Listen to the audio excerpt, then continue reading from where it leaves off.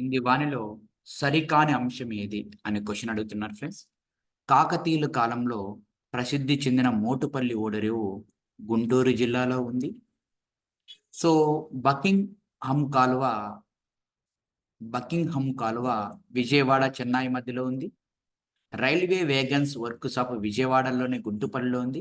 సాగర్మాల ప్రాజెక్టులో భాగంగా ఆంధ్రప్రదేశ్‌లో నిర్మించబోయే ఓడరేవులు మచిలీపట్నంలోని కృష్ణా జిల్లా ఓడరేవు మరియు ఓడరేవు ప్రకాశం జిల్లా అంటున్నారు.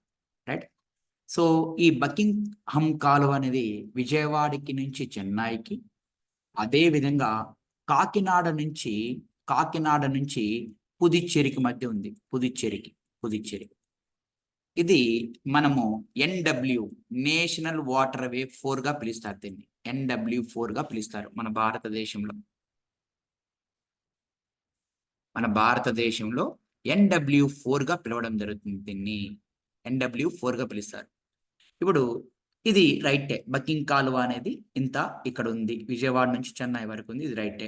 రైల్వే వ్యాగన్‌ల వర్క్ షాప్ విజయవాడలో ఉంది. రైటే. విజయవాడలో. అదే రైల్వే యొక్క రీసెర్చ్ వర్క్ షాప్ ఎక్కడుందంటే తిరుపతిలో ఉంది. రైల్వే యొక్క రీసెర్చ్ వర్క్ షాప్ ఎక్కడుందంటే తిరుపతిలో ఉంది. వ్యాగన్స్ అంటే అర్థం ఏందంటే ఈ యొక్క చక్రాలను మనం వ్యాగన్స్‌గా చెప్తుంటాం. రైట్. ఇది రైటే. సాగరమాల ప్రాజెక్టులో భాగంగా ఆంధ్రప్రదేశ్‌లో నిర్మించబోయే సాగరమాల ప్రాజెక్ట్ అంటే అర్థం ఏందంటే ఈ యొక్క మనం గుర్తుపెట్టుకోవాలి. ఏదైతే సముద్ర తీరం ఉందో ఆ సముద్ర తీర ప్రాంతాలతో రోడ్డుని మరియు వాయు రవాణి, నౌకా రవాణి మరియు రైల్వే రవాణాని అన్నిటిని అనుసంధానం చేయాలి. ప్రజలకి ఈ యొక్క మనకి అందుకే బస్ స్టాండ్ దగ్గర రైల్వే స్టేషన్ ఉంటది. ఇట్లా అన్నిటికి కూడా అంటే తీరరేఖతో అన్ని రోడ్లు రవాణాని కనెక్టివిటీ చేయడమే సాగరమాల ప్రాజెక్ట్ యొక్క ముఖ్య ఉద్దేశ్యం. ఇప్పుడు చూస్తే కాకతీయుల కాలంలో ప్రసిద్ధి చెందిన మోటుపల్లి ఓడరేవు గుంటూరు జిల్లాలో లేదు ఫ్రెండ్స్. ఎక్కడుంది అంటే ఇది ప్రకాశం జిల్లాలో ఉంది. ఈ యొక్క మనకి మోటుపల్లి అనే అభయవర్తక శాసనాన్ని ఏపించింది గణపతి దేవుడు అనే వ్యక్తి మోటుపల్లి అభయవర్తక శాసనం ఏపించాడు. ఈ మోటుపల్లి ఓడరేవుకి పెద్దగా ఎవరుంటారా అంటే ఆ కాలంలో మనకి కాకతీయుల కాలంలో సిద్ధయ్య గుర్తుపెట్టుకోవాలి. సిద్ధయ్య దేవుడు అనే వ్యక్తి పెద్దగా ఉండడం జరుగుతుంది. Okay, done. మోటుపల్లి ఓడరేవు ఎక్కడుందో మీ అందరికి తెలిసింది. రైట్, క్లియర్‌గా. రెండో క్వశ్చన్‌కి వెళ్ళిపోదాం ఫ్రెండ్స్. మనం రెండో క్వశ్చన్‌కి వెళ్ళిపోదాం. రైట్, క్లియర్‌గా. రెండో క్వశ్చన్ చాలా జాగ్రత్తగా గమనించండి. ఎగ్జామ్ ఓరియెంటెడ్ నందు ఏం చెప్తున్నాడు చూడండి. ఈ క్రింది అంశాలను పరిశీలించండి. 1. ఆసియా ఖండంలో మొదటి గ్రీన్‌ఫీల్డ్ ఓడరేవు. ఆంధ్రప్రదేశ్‌లో ప్రైవేటీకరించబడిన మొదటి ఓడరేవు. నవయుగ ఇంజినీరింగ్ కంపెనీ ద్వారా ఓడరేవు సోనియా గాంధీ 2008లో జాతికి అంకితం చేశారు. ఈ ఓడరేవుకి మరొక పేరు India largest gateway of south India. గంగవరమా, విశాఖపట్నమా, కృష్ణపట్నమా అంటే మీ అందరికీ తెలిసిన విషయం ఏమిటి అంటే ఇక్కడ ఈ యొక్క 3 ఆప్షన్‌తో పాటు ఇంకొక ఆప్షన్ కూడా మచిలీపట్నం కూడా ఇచ్చారు. ఇవన్నీ లక్షణాలు ఎవరికున్నాయి? మొదటి గ్రీన్‌ఫీల్డ్ ఓడరేవు, మొదటిగా ప్రైవేటీకరించబడిన ఓడరేవు, ఆసియా ఖండంలో మనకి ప్రైవేట్ ఆధీనంలో. ఆసియా ఖండంలోని గుర్తుపెట్టుకోండి. ఆసియా ఖండంలోని మొదటి గ్రీన్‌ఫీల్డ్ అంటే ఊరికి బయట ఉండడం మరియు ఏరే కంపెనీ వాళ్ళు పెట్టుబడులు పెట్టడం. నవయుగ ఇంజినీరింగ్ కంపెనీ చేత ఇది నిర్మితమైంది.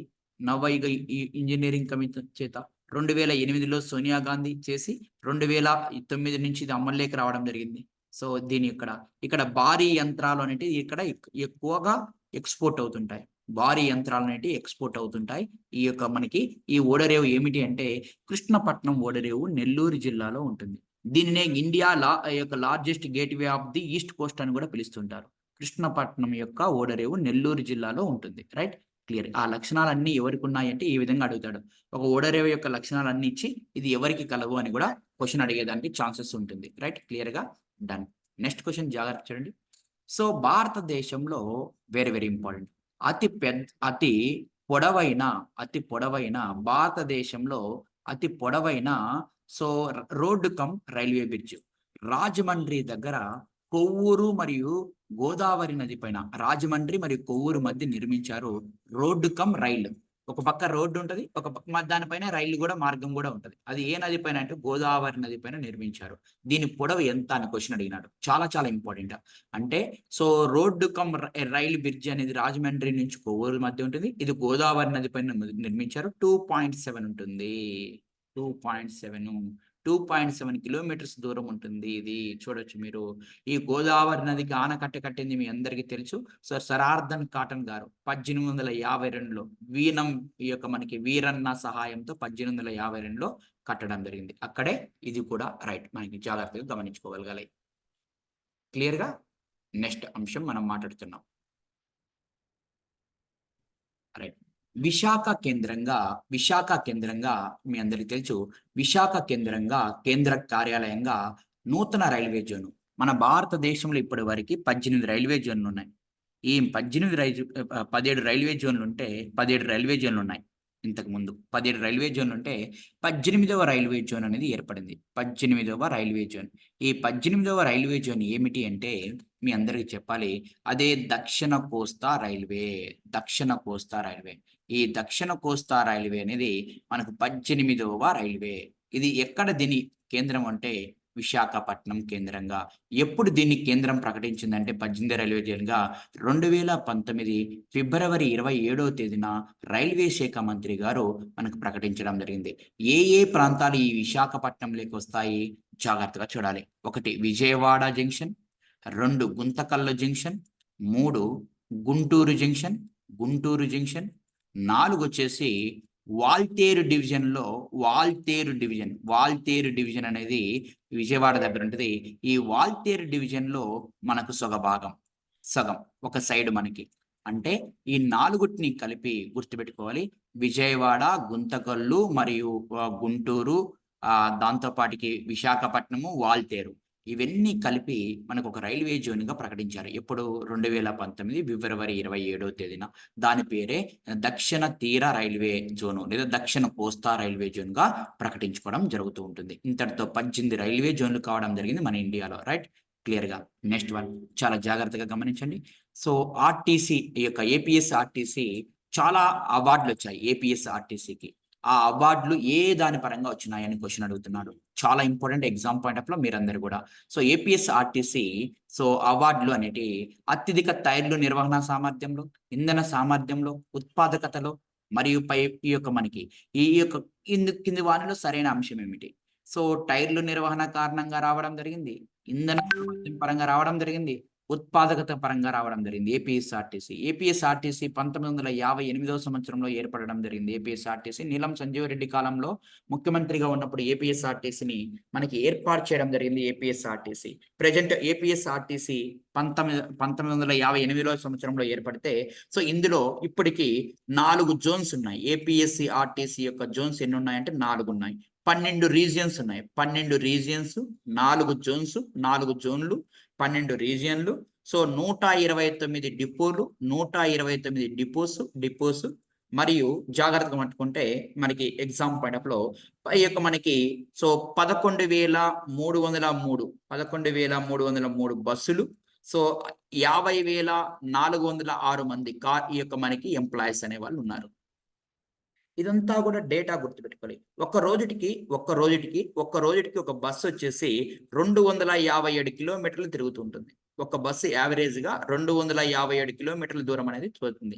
4 జోన్స్, 12 రీజియన్స్, 129 డిపోలు, 11,303 బస్సులు, 50,406 అనేది. సో అయితే ఈ ఏపీఎస్ఆర్టీసీ 1999 అక్టోబర్ 31న గిన్నిస్ బుక్ రికార్డ్ ఎక్కడం జరిగింది. ఏపీఎస్సీ రికార్డ్ ఈ యొక్క మనకి గిన్నిస్ బుక్ రికార్డ్ ఎప్పుడు ఎక్కింది అనే క్వశ్చన్ అడుగుతుంటాడు. ఏపీఎస్ఆర్టీసీ ఫామ్ అయింది 1958లో. వీళ్ళకి అన్ని అవార్డులు వచ్చినాయి. ఇంధనం పరంగా, టైర్లు పరంగా, ఉత్పాది పరంగా. ఎప్పుడు గిన్నిస్ బుక్ రికార్డ్ ఎక్కడం జరిగింది అంటే 1999 అక్టోబర్ 31న గిన్నిస్ బుక్ రికార్డ్ ఎక్కడం జరిగింది. క్లియర్ గా డన్. ఇవంతా కూడా మనం మ్యాటర్ మళ్ళీ క్వశ్చన్లు వచ్చినప్పుడు మళ్ళీ డిస్కస్ చేయకుండా ఇవంతా కూడా మనం మాట్లాడుకున్నాం. రైట్. సో చూడండి, మత్స్య పరిశ్రమ కోసము అభివృద్ధి చేయబడిన, సో చాలా జాగ్రత్తగా చూడాలి, ప్రత్యేకంగా అభివృద్ధి చేయబడిన ఓడరేవి ఏమిటి? సో ఎరువులు దిగుమతి కోసము మరియు ఎరుముల యొక్క దిగుమతి కోసం మరియు మత్స్య పరిశ్రమ కోసం చేపల కోసం ప్రత్యేకంగా ఏర్పాటు చేయబడిన ఓడరేవు ఏమిటి అంటే కాకినాడ ఓడరేవు మనకి తూర్పు గోదావరి జిల్లాలో ఉంది ఫ్రెండ్స్. తూర్పు గోదావరి జిల్లాలో కాకినాడ ఓడరేవు అనేది ఉంది. అక్కడ ఈ ఓడరేవు ఇక్కడ ప్రకాశం జిల్లా, కృష్ణపట్నం నెల్లూరు, కళింగపట్నం మీ అందరికీ తెలుసు, కళింగపట్నం శ్రీకాకుళం. రైట్, ఈ విధంగా మనం అందరం కూడా ఈ క్వశ్చన్స్ ని జాగ్రత్తగా చూసుకుంటున్నాం. మత్స్య పరిశ్రమ కోసం ఓన్లీ చేపల కోసం. మరి చూడండి, ఏపీఎస్ఆర్టీసీ చూడాలి 4 జోన్స్, 129 డిపోస్, 11,998, 49,000 అంటే ఇప్పుడు తగ్గింటారు కాబట్టి అన్ని కూడా రైటే. ఆల్రెడీ చెప్పుకున్నాం. ఏపీఎస్ఆర్టీసీకి ఎప్పుడు వచ్చింది 1999, అక్టోబర్ 31st మనకి గిన్నిస్ బుక్ రికార్డ్ రావడం జరిగింది. Clear, done. Next one,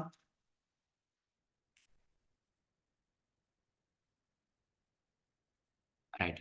Godavari పాయ, గోదావరి దగ్గర, గోదావరి మీకు తెలుసు, గోదావరి అనేది రెండుగా విడిపోతుంది. రైట్, రెండుగా విడిపోతుంది గోదావరి. గోదావరి రెండుగా విడిపోతుంది. రెండుగా విడిపోతుంది. ఆ రెండుగా వశిష్ట ఒకటి, గౌతమి ఒకటి. ఈ వశిష్ట అనేది ఒక ఓడరేవు ఏర్పడడానికి కారణమవుతుంది. తూర్పు గోదావరి జిల్లాలో నర్సాపురం అనే ఓడరేవు ఏర్పడడానికి ఈ యొక్క మనకి వశిష్ట అనేది కారణం కావడం జరుగుతుంది. గుర్తుపెట్టుకోనండి. Most important exam point of లో గోదావరి ఒక 2 పాయలుగా చీలిపోయి వశిష్ట అనే ఓడరేవు ఏర్పడడానికి కారణము ఈ యొక్క వశిష్ట అనేది, ఈ వశిష్ట అనే పాయ ఏ దాన్ని ఏర్పడడానికి కారణమవుతుందంటే నర్సాపురం యొక్క ఓడరేవు ఏర్పడడానికి మనకి ఉపయోగపడడం జరుగుతూ ఉంటుంది. రైట్, క్లియర్ గా. నెక్స్ట్ వన్ జాగ్రత్తగా గమనించండి. ఆంధ్రప్రదేశ్లో అతి చిన్న రహదారి ఏమిటి? రైట్, ఆంధ్రప్రదేశ్లో చిన్న రహదారులు మీ అందరికీ టాప్ 3 చెప్తాను, గుర్తుపెట్టుకోవాలి. అతి చిన్న రహదారులు ఏమిటి అంటే 150A అనే రహదారి 9 కిలోమీటర్లే ఉంటుంది. ఆ తర్వాత 326 అనే రహదారి, నేషనల్ హైవే 150A చిన్నది. ఆ తర్వాత వచ్చేసి మనకి ఈ యొక్క మనకి గుర్తుపెట్టుకోవాలి. 326 మరొక చిన్నది, ఫస్ట్ చిన్నది ఇది, రెండో చిన్నది వచ్చేసి 326 NH 326. రెండో చిన్నది వచ్చేసి 516C, మూడోది వచ్చేసి 326 NH 326. ఇవి అతి చిన్నవేనిటి. మన ఆంధ్రప్రదేశ్లో అతి చిన్న జాతీయ రహదారులు. మన ఆంధ్రప్రదేశ్లో జాతీయ రహదారులు తక్కువగా విజయనగరంలో ఉన్నాయి. ఎక్కువగా వచ్చేసి మనకి ఎక్కడున్నాయంటే చిత్తూరు జిల్లాలో ఉన్నాయి. ఎక్కువగా జాతీయ రహదారులు చిత్తూరు జిల్లాలో, తక్కువగా వచ్చేసి విజయనగరంలో జాతీయ రహదారులు అనేవి ఉన్నాయి. అయితే ఈ చిత్తూరులోనే NH4 అనే జాతీయ రహదారి కూడా పోతుంది. మన ఆంధ్రప్రదేశ్లో NH4 పోయే జాతీయ రహదారి చిత్తూరులోనే పోతుంది. నేషనల్ హైవే 4 అనేది ఇక్కడ పోతుంది. చిన్నటి ఏమున్నాయి ఆంధ్రప్రదేశ్లో? 150A చిన్నది, 516C రెండో చిన్నది, ఈ యొక్క 326 అనేది NH, అన్ని NH యాడ్ చేయాలి, నేషనల్ హైవే చిన్నది. అయితే పెద్దటి ఏమున్నాయి? పెద్దటి NH16 అనేది పెద్దది, NH16. మరొక రెండో పెద్దది ఏమండి? NH67 అనేది ఉంది. మూడో పద్ధతి ఏముంది? NH40 అనేది ఉంది. పెద్దదాని పరంగా చూసుకోండి, NH16 అనేది ఎక్కువ పెద్దది, ఆ తర్వాత NH67 అనేది పెద్దది, ఆ తర్వాత NH40 అనేది పెద్దది. ఇలా మీరు చదువుకోగలగాలి ఎగ్జామ్ పాయింట్ ఆఫ్ లో. ఈజీగా మనం ఆన్సర్ చేయడానికి ఆస్కారం ఉంటుందండి. రైట్, క్లియర్ గా, డన్. నెక్స్ట్ కాన్సెప్ట్ చూస్తాం. ఆంధ్రప్రదేశ్లో మొట్టమొదటి రైల్వే మార్గం ఎక్కడి నుంచి ఎక్కడి వరకు వేశారు? బ్రిటిష్ వారి కాలంలో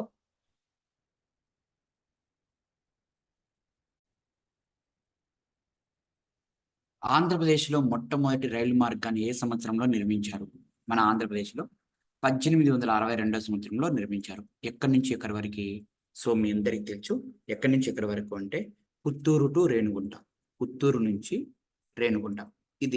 ఈ రెండు కూడా మనకి చిత్తూరు జిల్లాలోనే ఉంటాయి. రేణిగుంట వరకు. ఎవరు నిర్మించారు? బ్రిటిష్ వారి కాలంలో 1862లో. Madras, very very important, Madras. గుర్తుపెట్టుకోవాలి.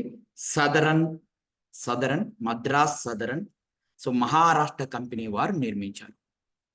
మద్రాస్ సదరన్ మహారాష్ట్ర కంపెనీ వారు దీన్ని నిర్మించడం జరిగింది, మొట్టమొదటి రైల్వే మార్గాన్ని. క్లియర్ గా 1862లో.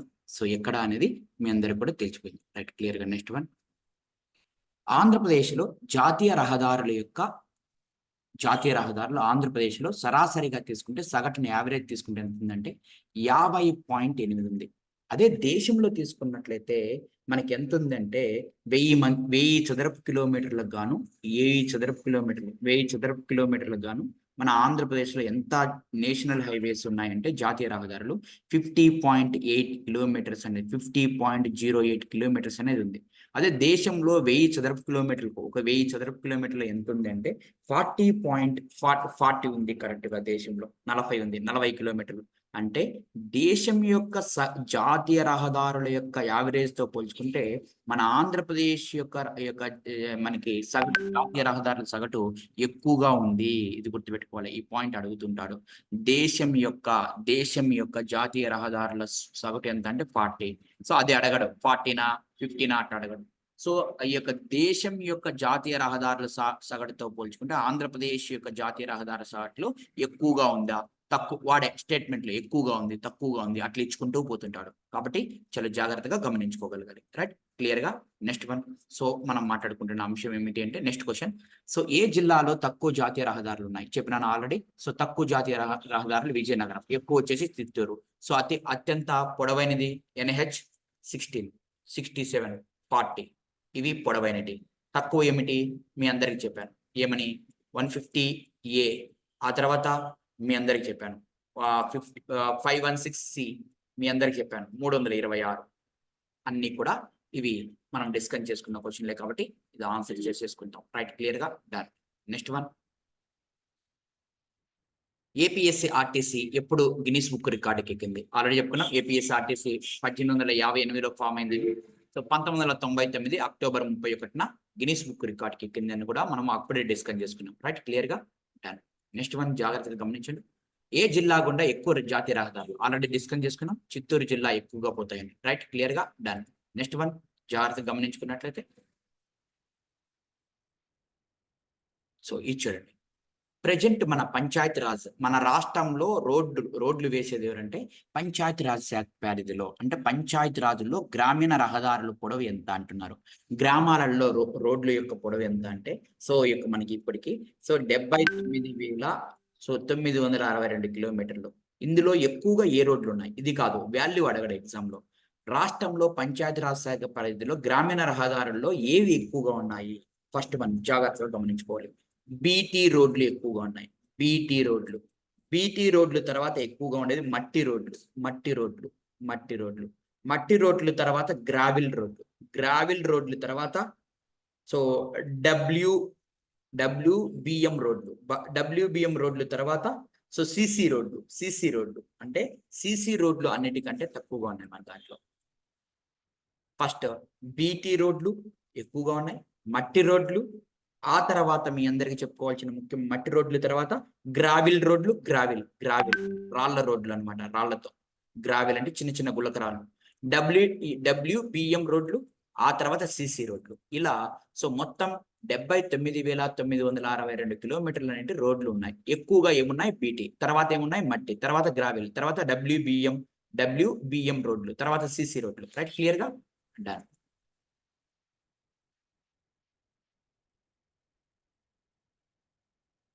ఎస్, ఇప్పుడు మనం చెప్తున్నాం NH 16 అన్నిటికంటే పొడవైనది స్వర్ణ చతుర్భుజిలో భాగం. మనము ఇండియన్ యొక్క జాగ్రఫీ చెప్పుకునేటప్పుడు చెప్పుకున్నామండి. స్వర్ణ చతుర్భుజిలో భాగంగా ఉంటుంది. తూర్పు తీరంలో వెళ్ళే జాతీయ రహదారి. అంటే స్వర్ణ చతుర్భుజంలో భాగంగా ఉంటూ తూర్పు తీరంలో పోతూ ఆంధ్రప్రదేశ్ యొక్క గుర్తుపెట్టుకోవాలి, మన రాష్ట్రంలో ఎక్కువగా పొడవైన రహదారి కూడా NH 16. జాతీయ రహదారుల కల్లా అన్నింటికల్లా పొడవైంది మన రాష్ట్రంలో NH 16. ఆల్రెడీ చెప్పుకున్నాం. మన 67, మన 40 అని. చర్ణ చతుర్భుజ అని ఒక ఉంటుంది నిర్మాణం, ఆ దాంట్లో కూడా భాగమే. తూర్పు తీరంలో కూడా పొడవైనది. తూర్పు తీరంలో వెళ్ళేది ఇదే, గుర్తుపెట్టుకోవాలి. రైట్, క్లియర్ గా. ఆంధ్రప్రదేశ్లో వెళ్ళే జాతీయ రహదారుల సంఖ్య ఎంత? ఎక్కువగా చిత్తూరులో పోతాయి, తక్కువగా విజయనగరంలో పోతాయి. 52 పోతాయి. 52 జాతీయ రహదారులు మన ఆంధ్రప్రదేశ్ కింద ఉంటాయి. NH 4 అనేది చిత్తూరులో పోయేది జాతీయ రహదారి ముఖ్యంగా. రైట్, క్లియర్ గా. జాతీయ రహదారి NH 4 ఎక్కడ పోతుంది? ఏ జిల్లాలో పోతుంది? చిత్తూరు. Right, clear.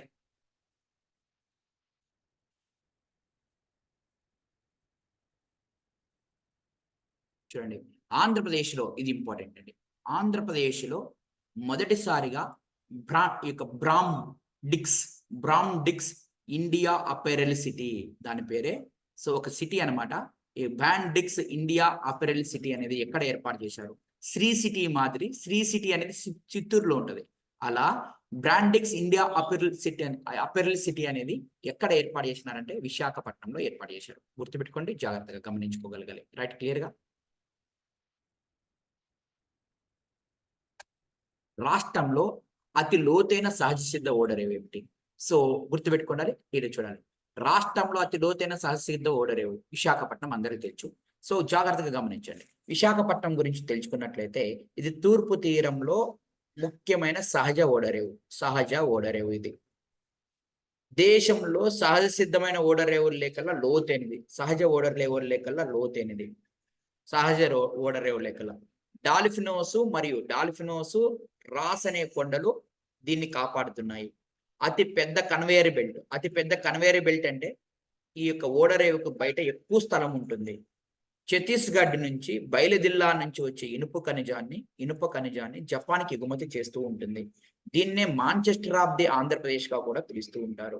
రైట్, చాలా జాగ్రత్తగా. సో ఈ విధంగా మనం చెప్పుకున్నాం. అయితే విశాఖపట్నంతో పాటు గంగవరం, ఈ విశాఖపట్నం ఓడరేవుకి సపోర్ట్ గా ఉండేది గంగవరం. ఈ గంగవరం దీన్నే ఏమంటారంటే పర్యావరణ మిత్ర ఓడరేవు అని కూడా పిలుస్తారు. గంగవరణాన్ని పర్యావరణ ఓడరేవు అంటారు. ప్రైవేటు భాగస్వామ్యంలో ఏర్పడింది ఈ గంగవరం. సో విశాఖపట్నానికి విశాఖపట్నం యొక్క రద్దీని తగ్గించడానికి గంగవరం సో ఏర్పడింది. భారతదేశంలోని లోతైన ఓడరేవు 21 మీటర్స్ ఉంటుంది దీని లోతు, ఓడరేవు లోతు భారతదేశం. దీన్నే పర్యావరణ మిత్రాన్ని కూడా పిలుస్తారు ఈ ఓడరేవుని, గంగవరం. కృష్ణపట్నం ఆల్రెడీ చూసుకున్నాం. భీమునిపట్నం మనందరికీ తెలుసు, అది కూడా విశాఖపట్నం దగ్గరనే భీమునిపట్నం కూడా ఉంది. రైట్. సో అత్యంత పొడవైన జాతీయ రహదారి ఏమిటి? ఆన్సర్ మీ అందరికీ తెలుసు, NH16. రైట్, క్లియర్ గా.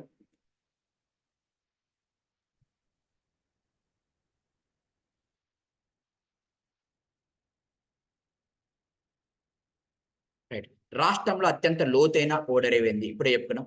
రాష్ట్రంలో అత్యంత లోతైన గంగవరం. మన దేశంలోనే అత్యంత, దీన్ని పర్యావరణ మిత్రాన్ని పిలుస్తారు. ప్రైవేటీకరణలో ఎక్కువగా దీన్ని ఉంటుంది. ఈ గంగవరం ఎక్కడ ఉందంటే విశాఖపట్నం. విశాఖపట్నం ఓడరేవుకి అనుసంధానంగా ఏర్పడినది.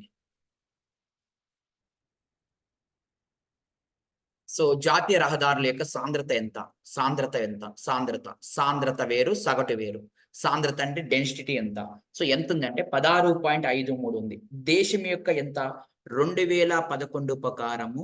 సో 1,00,000 జనాభాకి, 1,00,000 జనాభాకి సో మన దేశంలో ఎంత రోడ్లు వేశారు మన రాష్ట్రంలో అంటే 1,00,000 జనాభాకి సో 16.53 కిలోమీటర్లు అనేది ఉంది 1,00,000 జనాభాకి. ఇంతకుముందు 1000 చదరపు కిలోమీటర్కి ఎంత రోడ్డు వేసినారో అది సగటు జాతీయ రహదారి. ఇదేమిటి? సాంద్రత అంటే జనాభాతో పోల్చాలి. 16.53. అయితే దేశంలో ఎంత వేసినారయ్యా అంటే 1,00,000 జనాభాకి 10.87. అంటే దేశ జాతీయ రహదారుల సాంద్రతతో పోల్చుకుంటే సో దేశం యొక్క జాతీయ రహదారుల సాంద్రతతో పోల్చుకుంటే ఏపీ జాతీయ రహదారుల సాంద్రత అనేది ఎక్కువగా ఉంది. 1,00,000 జనాభాకి తీసుకుంటారు ఇక్కడ, జాగ్రత్తగా గమనించుకోండి. 16.53. రైట్. 1,00,000 జనాభాకు తీసుకుంటే జాతీయ రహదారుల సాంద్రత అంటారు. సో మనకి 1000 చదరపు కిలోమీటర్లకు తీసుకుంటే దాన్ని సగటు అంటారు, జాతీయ రహదారుల యొక్క సగటు అంటారు.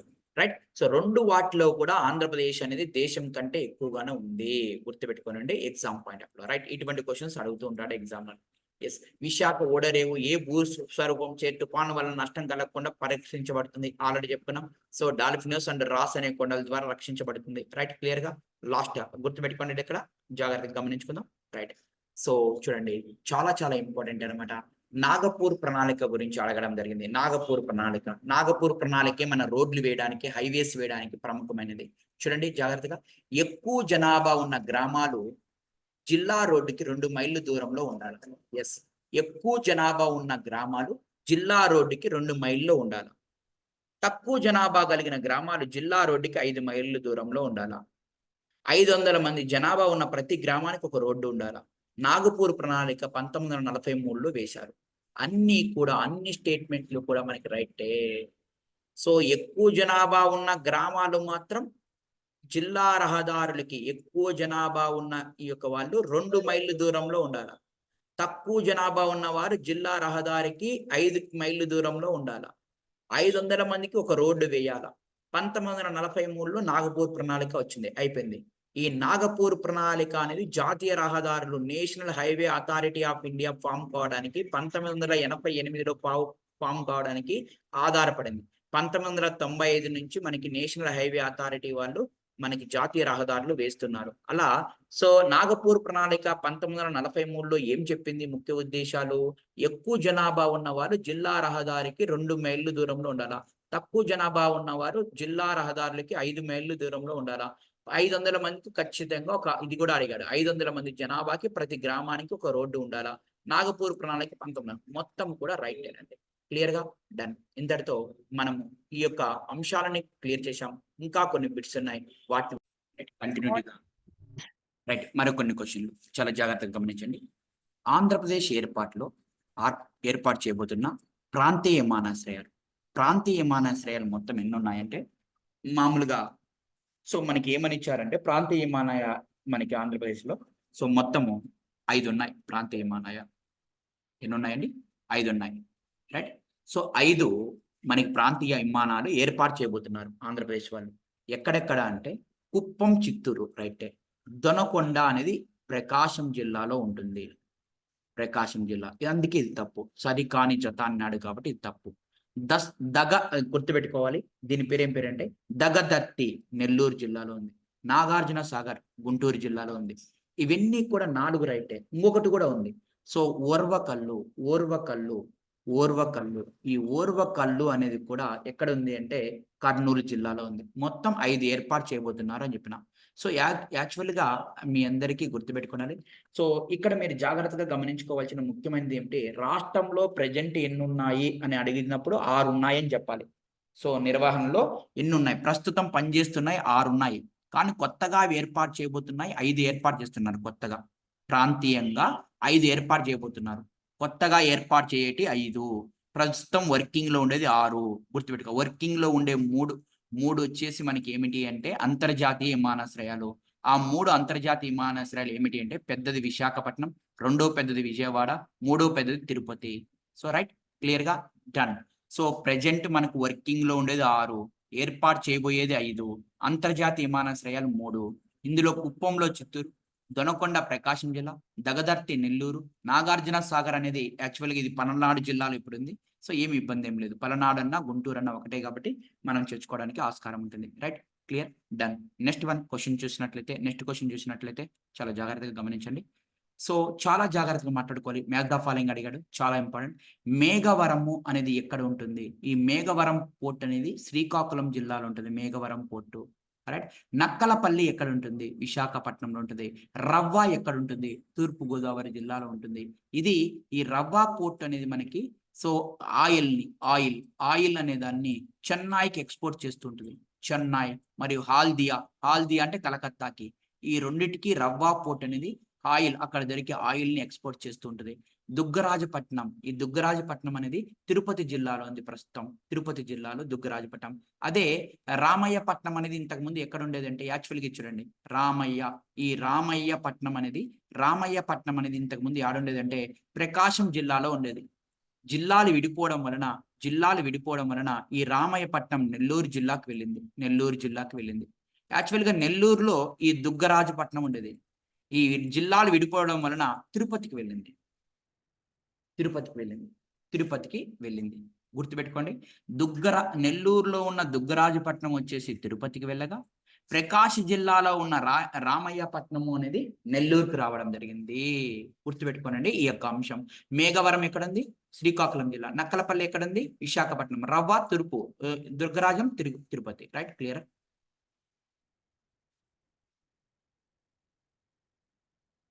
రైట్. రాష్ట్రంలో మొదటి రైల్వే రైలు మీ అందరికి చెప్పిన ఆ పుత్తూరు టు రేణిగుంట 1862లో మీ అందరికి ఆ అంశం కూడా ఏమని చెప్పినానయ్యా అంటే సో ఎవరు వేసినారని కూడా చెప్పాను. మద్రాస్ సదరన్ మహారాష్ట్ర కంపెనీ అని చెప్పేసి మనకు వేయడం. మద్రాస్ సదరన్ మహారాష్ట్ర కంపెనీ 1862లో అని చెప్పేసి మాట్లాడుకున్నాం. రైట్. క్లియర్‌గా.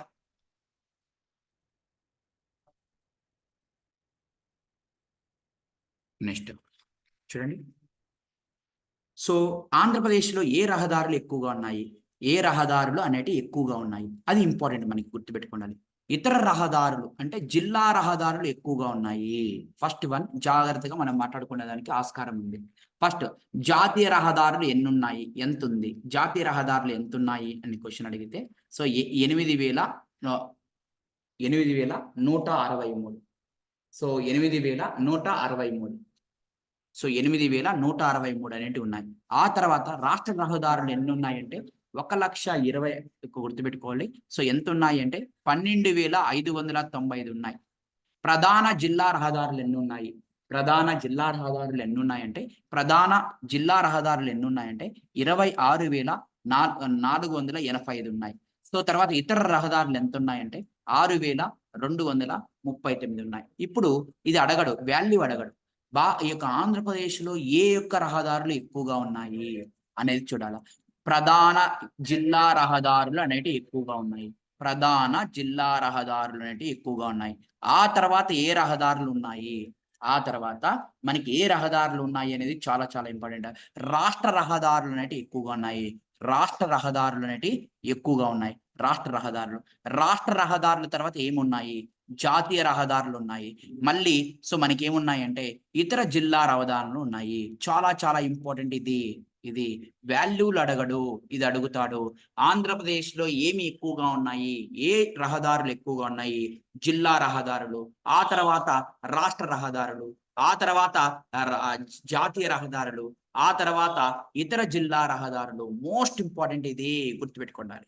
ప్రధాన జిల్లా రహదారులు ఆంధ్రప్రదేశ్లో ఎక్కువగా ఉన్నాయి. క్లియర్.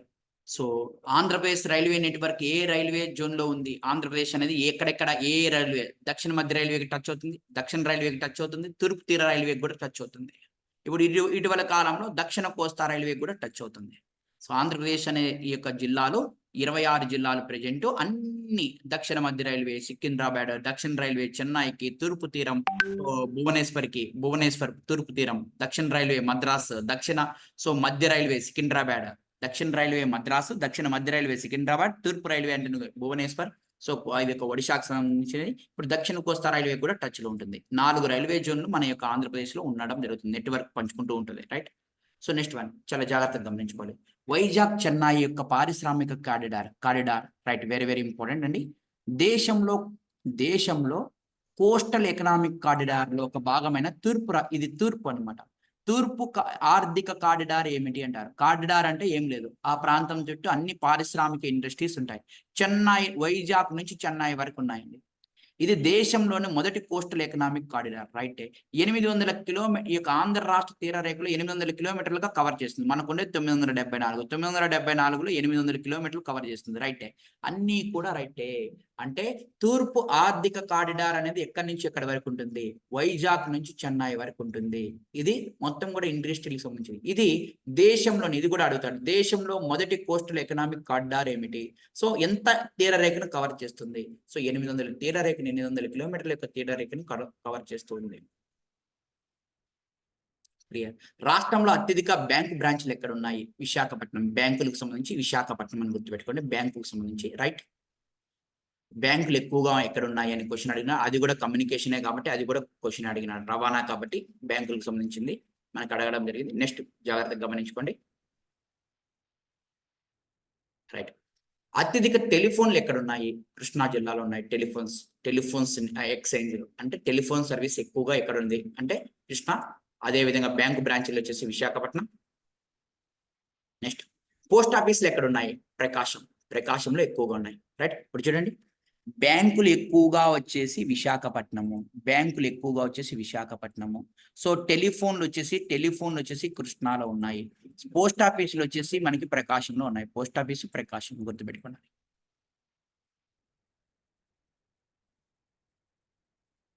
రైట్. సో మన ఆంధ్రప్రదేశ్లో ఉండేది ఏకైక అన్నట్టు, కానీ అంతర్జాతీయ విమానాశ్రయాలు 3 ఉన్నాయి.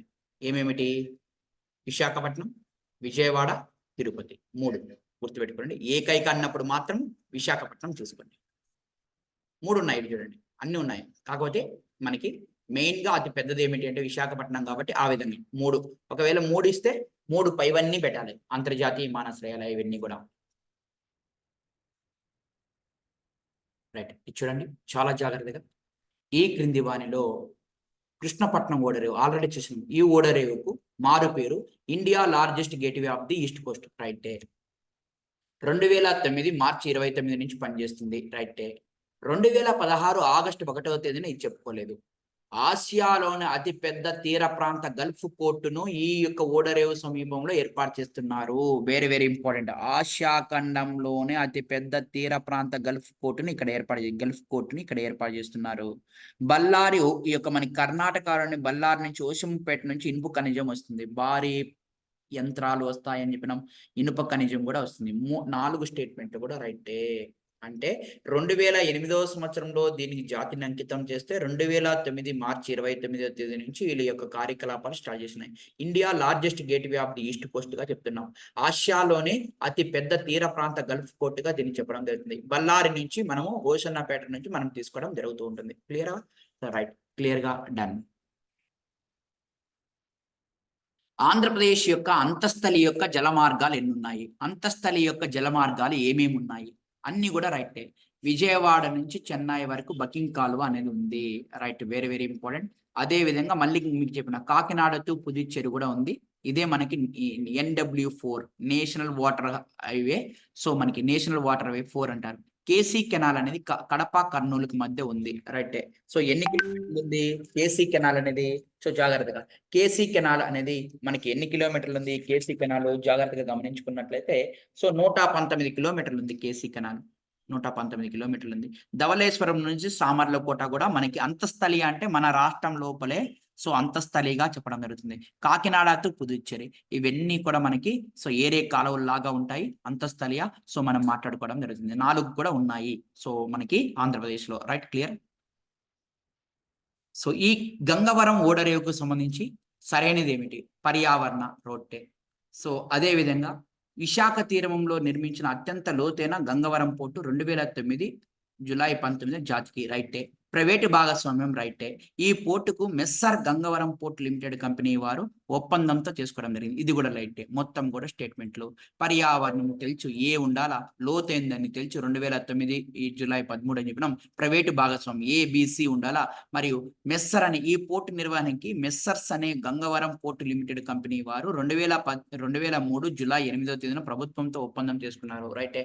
ఇది ప్రైవేటు పోర్టు కాబట్టి ఈ ప్రైవేట్ వాళ్ళు ఎవరంటే మెస్సర్స్ వాళ్ళు ప్రభుత్వంతో ఒప్పందం చేసుకోవడం జరిగింది. రైట్, క్లియర్ గా డన్.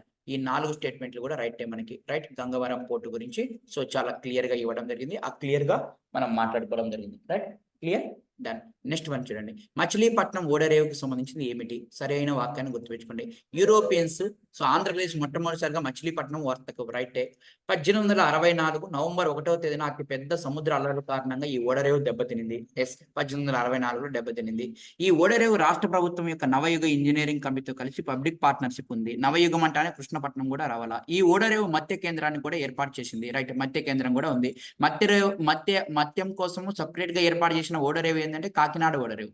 సో మత్స్యం కోసము అంటే సో మనకి చేపల కోసం ప్రత్యేకంగా ఏర్పాటు చేసిన ఓడరేవు కాకినాడ. కానీ ఆల్రెడీ మత్స్య కేంద్రం ఎక్కడ ఉందంటే మచిలీపట్నంలో ఉంది. 4 కూడా రైట్ ఆన్సర్లే. రైట్, క్లియర్ గా. సో రాష్ట్రంలో ప్రైవేటీకరించిన మొట్టమొదటి ఓడరేవు ఏమిటి? రైట్. సో కృష్ణపట్నం మీ అందరికి తెలిసి ప్రైవేట్ భాగస్వామ్యం నవయుగ కంపెనీ లిమిటెడ్. రైట్. భీమునిపట్నం ఎక్కడ ఉంటే విశాఖపట్నం. రామయ్యపట్నం ఎక్కడ ఉంటుంది? రామయ్యపట్నం అనేది యాక్చువల్గా ఇంతకుముందు ఎక్కడ ఉండేది అంటే ప్రకాశం జిల్లా, ఇప్పుడు నెల్లూరు జిల్లా. కళింగపట్నం మీ అందరికీ తెలుసు. సో ఈ శ్రీకాకుళం జిల్లాలో ఉంటుంది కళింగపట్నం. రైట్, చూడండి ఇక్కడ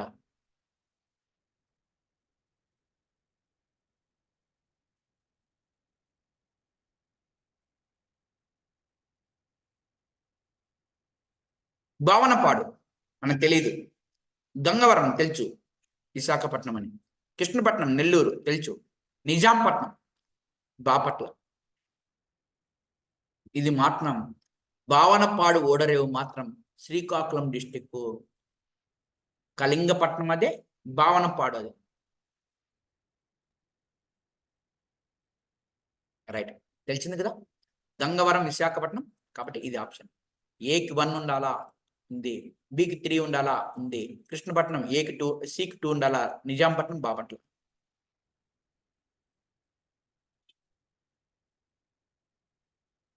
రైట్ చూడండి, విశాఖపట్నం ఓడరేవుకి సంబంధించి ఇచ్చాడు. డాల్ఫిన్ చూడండి, ముంబై ఓడరేవు తర్వాత పెట్రోలియం సహజంలో దిగుమతి చేసుకోవడం ఆ యొక్క మనకు అనుకూలమైన ఓడరేవు. రైట్, పెట్రోలియంని మరియు వీటిని అదేవిధంగా ఇనుపు ఖనిజాన్ని జపాన్కి ఎగుమతి చేస్తుంది. డాల్ఫినస్ రాష్ట్రం వలన ఇది అల్లలు తాకి నుండి రక్షిస్తుంది. రైటే, ఈ ఓడరేవు ఎగుమతి వస్తువులు ముడి ఇనుమును ప్రధానమైనది. రైటే, జపాన్ చేస్తుంది కాబట్టి అన్ని కూడా రైటే. రైట్,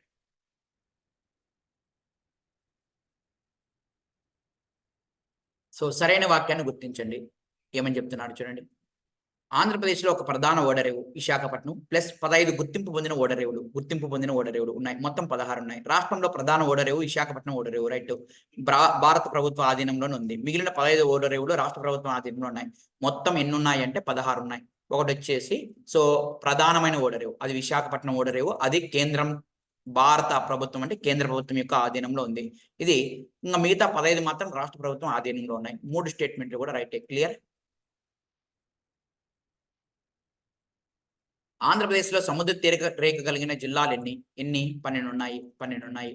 సో ఎక్కువగా ఏ జిల్లా ఉంది? శ్రీకాకుళం జిల్లా ఎక్కువ సముద్ర తీరిక, తక్కువగా పశ్చిమ గోదావరి జిల్లా. సముద్ర తీర రేఖను ఎక్కువగా శ్రీకాకుళం జిల్లా, తక్కువగా వచ్చేసి సో మనకి 12 జిల్లాలు మనం మాట్లాడుకోవడం జరుగుతూ ఉంటుంది జాగ్రత్తగా. అందులో మన తిరుపతి అనేది ఒక జిల్లా కూడా సముద్ర తీర, మన రాయలసీమలో ఒకే ఒక జిల్లా. ఆ జిల్లా ఏమిటి అంటే మిగతాటి కూడా 11 కూడా కోస్తాలో ఉన్నాయి. మిగతా ఒకటి రాయలసీమ నుంచి ఉంది. ఆ రాయలసీమ నుంచి ఉన్న జిల్లా ఇప్పుడు ప్రెజెంట్ తిరుపతి జిల్లా. రైట్,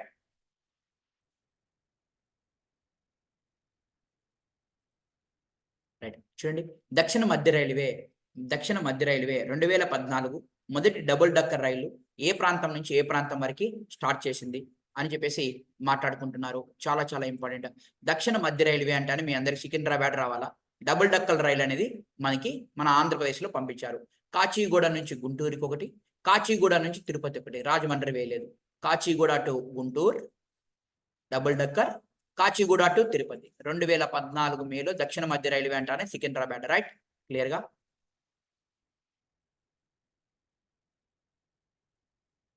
ఆంధ్రప్రదేశ్లో రైల్వే గ్యారేజ్ రీసెర్చ్ చెప్పిన, రైల్వే గ్యారేజ్ రీసెర్చ్ అంటానే తిరుపతి రావాలి. రైట్, క్లియర్ గా. సో ఏపీఎస్సీ ఆర్టీసీ ప్రధాన కార్యాలయం ఎక్కడ ఉంది? ఏపీఎస్సీ ఆర్టీసీ అంటే 1958 ఏర్పడింది. 1999 అక్టోబర్ 31వ తేదీన ఏం పొందిందంటే మీ అందరికీ తెలుసు, గిన్నీస్ బుక్ రికార్డ్ ఎక్కడం జరిగింది. ఇవన్నీ కూడా మనం డిస్కస్ చేసుకున్నాం. విజయవాడలో ఉంటుంది. రైట్, అదే విధంగా మన రైల్వే యొక్క ప్రధాన కార్యాలయం, దక్షిణ కోస్తా యొక్క రైల్వే ప్రధాన కార్యాలయం ఎక్కడ ఉంటుంది? విశాఖపట్నంలో ఉంటుంది. ఏపీఎస్సీ ఆర్టీసీ యొక్క ప్రధాన కార్యాలయం విజయవాడ. సో రైల్వే యొక్క దక్షిణ కోస్తా ఇప్పుడు 18వ రైల్వే జోన్ ఏర్పడింది. దాని యొక్క ప్రధాన కార్యాలయం ఏమిటంటే విశాఖపట్నం. రైట్ అండి. సో ఈ విధంగా మనం మొత్తం బిట్స్ కూడా ఏపీ యొక్క సంబంధించినది మొత్తం కూడా చేసినాం. ప్రతి ఒక్కరు కూడా సో మన ఛానల్ని సబ్స్క్రైబ్ చేసుకోండి. అదే విధంగా ఈ యొక్క వీడియోస్ని సో బాగా చూడండి. Right, clear. Thank you.